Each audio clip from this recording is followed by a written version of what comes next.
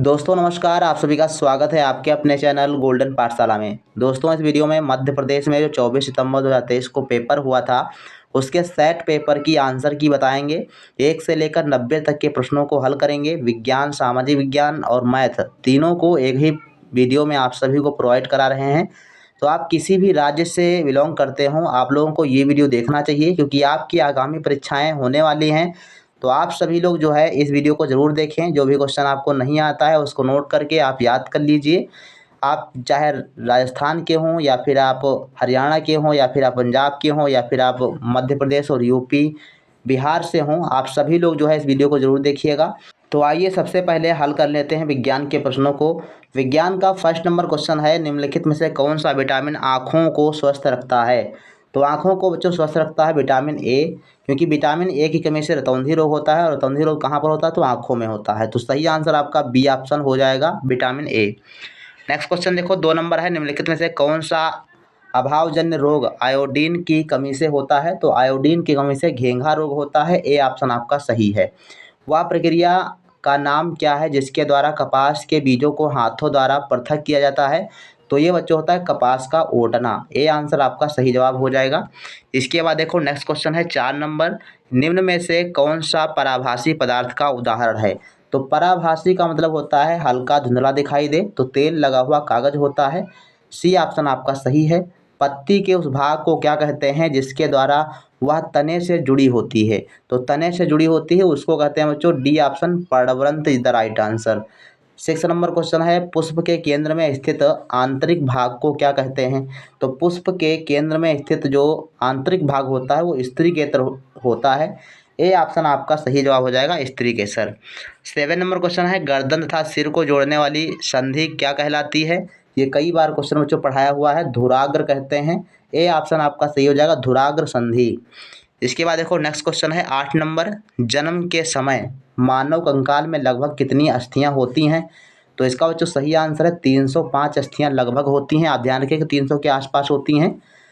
9 number question है, मानव मेरुदंड यानी रीढ़ की हड्डी में कितनी कशेरुकाओं का बना होता है। तो मेरुदंड जो होता है जो 33 कोशिकाओं का या कशेरुकाओं का बना हुआ होता है। कशेरुकाओं का मतलब होता है हड्डियों से बना होता है, ठीक। 10 नंबर क्वेश्चन है, लोलक की गति किस प्रकार की गति का उदाहरण है। तो लोलक की गति जो होती है वो आवर्ती गति होती है या इसको दोलन गति भी कहा जाता है, तो डी आंसर आपका सही जवाब हो जाएगा। 11 नंबर क्वेश्चन है, पत्ती की सतह पर उपस्थित सूक्ष्म छिद्रों को क्या कहा जाता है। तो रंध्र कहते हैं, ए ऑप्शन आपका सही जवाब हो जाएगा। 12 नंबर क्वेश्चन है, निम्न में से कौन सा परजीवी पौधों का उदाहरण है जो पादप परपोषी को अमूल्य पोषक तत्वों से वंचित कर देता है। तो इसका जो सही आंसर है अमरबेल, ठीक, ए आंसर आपका सही जवाब हो जाएगा। 13 नंबर क्वेश्चन है, उस पोषण प्रणाली को क्या कहा जाता है जिसमें जीव किसी मृत या विघटित जैविक पदार्थ से पोषक तत्व प्राप्त करता है। तो ये बच्चों हो जाता है मृतोजीवी, ठीक, मृतजीवी होता है, बी आंसर आपका सही जवाब हो जाएगा। 14 नंबर क्वेश्चन बच्चों है, जीवाणु राइजोबियम चना, मटर, मूंग, सेम तथा अन्य फलीदार पादपों की जड़ों में रहकर उनमें से किसकी आपूर्ति करता है। तो सही आंसर बच्चों है सी ऑप्शन, नाइट्रोजन की आपूर्ति करता है। 15 नंबर क्वेश्चन है, मानव शरीर में छोटी आंत लगभग कितनी लंबी होती है। तो ये बच्चों होती है 7.5 मीटर, बी आंसर आपका सही हो जाएगा। 16 नंबर क्वेश्चन है, निम्न में से कौन सा मानव शरीर की सबसे बड़ी ग्रंथि है। तो सबसे बड़ी ग्रंथि बच्चों ध्यान रखिएगा यकृत जो होती है सबसे बड़ी ग्रंथि होती है।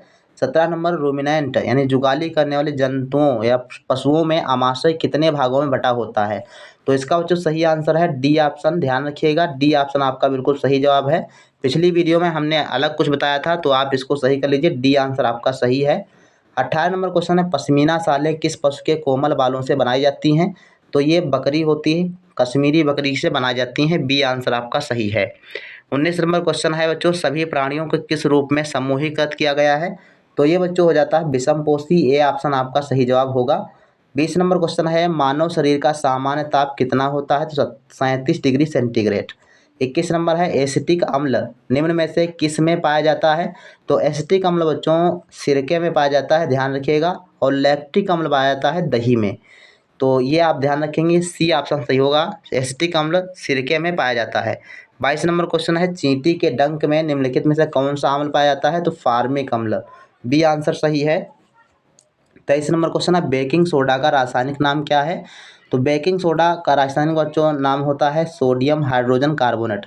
इसको सोडियम बाई कार्बोनेट भी कहा जाता है। इसमें हाइड्रोजन दे रखा है, तो आप इसको ए ऑप्शन लगाएंगे, ए ऑप्शन आपका सही जवाब हो जाएगा। बेकिंग सोडा जिसको खाने वाला सोडा भी कहा जाता है। इसके बाद देखो 24 नंबर क्वेश्चन है कोई जंतु मांसाहारी जिनके शरीर पर धारियां होती हैं अपने शरीर को पकड़ते समय बहुत तेजी से भागता है, इसके पाए जाने की संभावना निम्न में से किस क्षेत्र में होगी। तो डी आंसर बच्चों सही है उष्णकटिबंधीय वर्षावनों में। 25 नंबर है निम्नलिखित में से कौन सा विकल्प उष्णकटिबंधीय क्षेत्र का सर्वश्रेष्ठ वर्णन करता है। तो इसमें बच्चों सही आंसर हो जाएगा गर्म और आर्द्र। ये बच्चों पढ़ाया हुआ क्वेश्चन है। इसके बाद देखो 26 नंबर क्वेश्चन है निम्नलिखित में से कौन सा प्राणी सबसे तेज चाल को प्राप्त कर सकता है। तो यहाँ पर बच्चों प्राणी की बात करता है तो आपका राइट आंसर हो जाएगा बाज, क्योंकि बाज जो है चीता से अधिक तेज दौड़ सकता है, मतलब उड़ सकता है। तो इसमें आपका राइट आंसर ए ऑप्शन होना चाहिए। 27 नंबर है निम्नलिखित में से किस वैज्ञानिक ने सबसे पहले देखा कि जब किसी तार से विद्युत धारा प्रवाहित होती है तो उसके पास रखी चुंबकीय सुई में विक्षेप होता है। तो इसका राइट आंसर सी ऑप्शन है बच्चों हैंस क्रिश्चियन ओरस्टेड। इसके बाद देखो 28 नंबर क्वेश्चन है वाहनों के पार्श्व दर्पणों में किस प्रकार के दर्पण का उपयोग किया जाता है। तो ये बच्चों है उत्तल दर्पण। और 29 नंबर क्वेश्चन है बिंब से बड़े साइज का आभासी प्रतिबिंब निम्न में से किसके द्वारा बनाया जाता है। तो ये बच्चों है अवतल दर्पण, ए ऑप्शन आपका सही है। 29 नंबर के बाद 30 नंबर क्वेश्चन बच्चों है इसमें रोहन अपने प्रतिबिंब को समतल दर्पण में देख रहा है। दर्पण था उसके प्रतिबिंब के बीच की दूरी 4 मीटर है। यदि वह दर्पण के 1 मीटर की ओर 1 मीटर चलता है तो रोहन अपने प्रतिबिंब के बीच की दूरी क्या होगी, मतलब रोहन और उसके प्रतिबिंब के बीच की दूरी कितनी होगी। तो इसका राइट आंसर बच्चों 6 होगा, 6 मीटर आपका सही है। 31 नंबर क्वेश्चन है निम्नलिखित में से कौन सी एक फसल खरीफ की फसल नहीं है। तो चना बच्चों खरीफ की फसल नहीं होती, ये रबी की फसल है। 32 नंबर क्वेश्चन है निम्नलिखित में से कौन सी बीमारी विषाणुजन्य नहीं है। तो एंथ्रेक्स, डी आंसर सही है। 33 नंबर क्वेश्चन है किसके उत्पादन में खमीर का उपयोग किया जाता है। तो बच्चों एल्कोहल के उत्पादन में खमीर का इस्तेमाल करते हैं, आप इसको याद कर लीजिएगा। 34 नंबर क्वेश्चन बच्चों है संचारी रोगों का सबसे आम वाहक निम्न में से किसको माना जाता है। तो ये बच्चों मक्खी होता है, ए ऑप्शन आपका सही है। 35 नंबर क्वेश्चन है रेयान रेशा किसके द्वारा प्राप्त किया जाता है, यानी किसके द्वारा बनाया जाता है ये बताना है। तो रेयान रेशा बच्चों लकड़ी की लुगदी से जो है प्राप्त किया जाता है, ए ऑप्शन आपका सही जवाब हो जाएगा। 36 नंबर क्वेश्चन बच्चों है सामाजिक विज्ञान के प्रश्न यहाँ से स्टार्ट हैं। तो 36 नंबर प्रश्न बच्चों देखिएगा ईस्ट इंडिया कंपनी की स्थापना कब हुई थी। तो ये 1600 ईस्वी में ईस्ट इंडिया कंपनी की स्थापना हुई थी, सी ऑप्शन सही है। 37 नंबर क्वेश्चन में बच्चों पूछा गया था कि स्थायी बंदोबस्त व्यवस्था किस गवर्नर जनरल के शासनकाल में लागू की गई थी। तो ये बच्चों थे लॉर्ड कॉर्नवालिस, इनके समय में स्थायी बंदोबस्त व्यवस्था लागू की गई थी। 38 नंबर क्वेश्चन है बच्चों 18वीं शताब्दी में भारतीय नील की मांग जो है बढ़ जाने के कारणों में से इनमें से कौन सा कारण नहीं था। तो इसमें नहीं था बच्चों ध्यान रखिएगा, डी ऑप्शन सही हो जाएगा। भारतीय नील का निर्यात बढ़ाना चाहते थे, तो भारतीय नहीं बढ़ाना चाहते थे। यहाँ पर तो अंग्रेज खुद जो है अपना नील की खेती ज़बरदस्ती करवाते थे। 39 नंबर है बच्चों बैगा जनजाति के लोग स्वयं को क्या मानते थे। तो आंसर आपका बी सही होगा, जंगल की संतान मानते थे। 40 नंबर है प्रथम स्वतंत्रता संग्राम कब हुआ था। तो ये बच्चों हुआ था 1857 ईस्वी को प्रथम स्वतंत्रता संग्राम हुआ था। 41 नंबर क्वेश्चन है भारत में अंग्रेजी शिक्षा प्रणाली किसके द्वारा प्रारंभ की गई थी। तो भारत में जो अंग्रेजी शिक्षा प्रणाली लॉर्ड मैकाले के द्वारा जो है स्टार्ट की गई थी, ए ऑप्शन आपका सही है। 42 नंबर क्वेश्चन है बंगाल का विभाजन कब हुआ था। तो बंगाल का विभाजन 1905 में हुआ था लॉर्ड कर्जन के टाइम। यहाँ पर लॉर्ड कर्जन ये कौन थे, गवर्नर जनरल थे।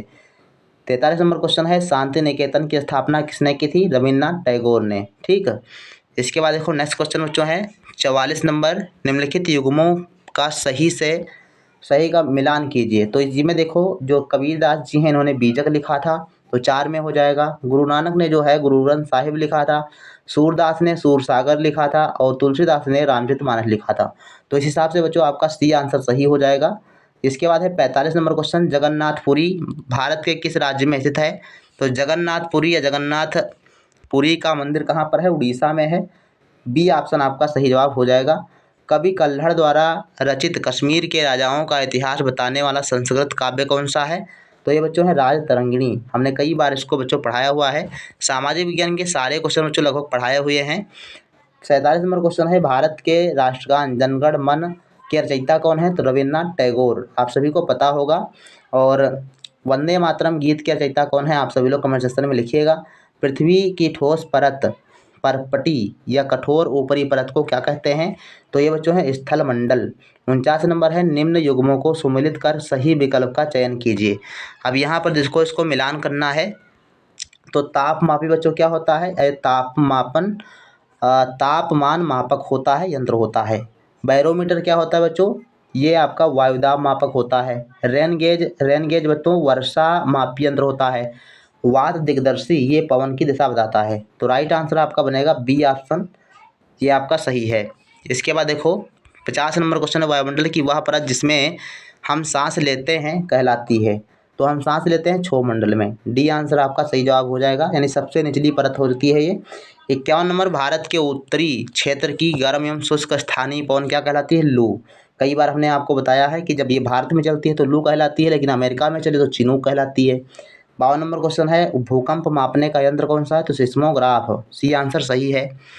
इसके बाद देखो 53 नंबर क्वेश्चन सूर्य व चंद्रमा के शक्तिशाली गुरुत्वाकर्षण बल के कारण पृथ्वी की सतह पर क्या होता है? तो इसका जो सही आंसर आपका हो जाएगा ज्वार भाटा, बी आंसर आपका सही है। इसके बाद 54 नंबर क्वेश्चन सामान्यतः गर्म महासागरीय धाराएं उत्पन्न होती हैं तो ध्रुवों के निकट, भूमध्य रेखा के निकट। अब इसको आप थोड़ा सा समझिएगा बच्चों, गर्म महासागरीय धाराएं कहाँ पर होंगी? तो भूमध्य रेखा के निकट। इसका बच्चों बी आंसर सही होगा, ठीक, क्योंकि भूमध्य रेखा आपके पृथ्वी के बीचों बीच से गुजरती है और यहाँ पर जो है सर्वाधिक जो है सूर्य की किरणें पड़ती हैं, तो यहाँ पर गर्म जलधाराएं यहीं से निकलती हैं। आपका सही आंसर बच्चों बी ऑप्शन हो जाएगा। इसको हमने पिछली वीडियो में जल्दबाजी में बता दिया था, तो आप इसको सही कर लीजिए। 55 नंबर क्वेश्चन है विश्व का सबसे बड़ा नदी बेसिन कौन सा है? तो ये अमेजन बेसिन है, ये ऑप्शन सही है। निचले इलाके किसके लिए अति संवेदनशील होते हैं? तो ये बच्चों बाढ़ के लिए होते हैं, सी आंसर आपका सही होगा इसमें, ठीक है, सी ऑप्शन बिल्कुल सही जवाब हो जाएगा। 57 नंबर क्वेश्चन है विश्व का सबसे बड़ा मरुस्थल कौन सा है? तो सहारा मरुस्थल है, ए ऑप्शन आपका सही है। नेक्स्ट क्वेश्चन देखो 58 नंबर क्वेश्चन, आप इसको पढ़िएगा।